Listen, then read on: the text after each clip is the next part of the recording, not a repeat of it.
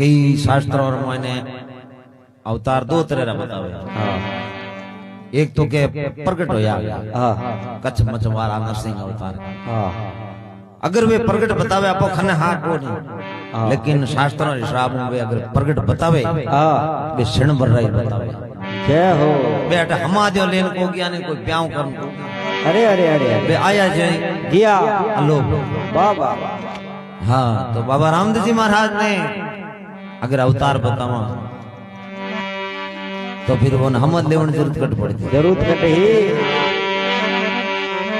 बाबा रामदेव जी ने कृष्ण अवतार कहवे। अरे क्यों कि नन्नो कोई टाबर वे नहीं, छोटो टाबर वे और लाड रमावा जन के इनो लिलाड़ तो के मोमे माथे गयो है, इना गाल तो के दादे माथे गया है, इना मोर है जो को मतलब जेड़ो उनो घसको दे के जड़े उनो के फलोने माथे गयो है। जय हो मोटो उन बदमाश करे जने कहता के माथे गयो है तो के माथे गयो एड़ो कोई होतो ही कुछ नहीं। तो ज्यों कृष्ण भगवान री जो को बाल लीला है अरे बचपन री बा हागी रामदेव जी रे इन वास्ते बने केवा आपो कृष्ण रो अवतार है। सही सही आप कौन फलणो अवतार गयो पाछो के। अरे अरे अरे तो ज्यों कृष्ण भगवान री जीवन लीला है ज्यों बाबा रामदेव जी रे है सा तो कई समानता देखो।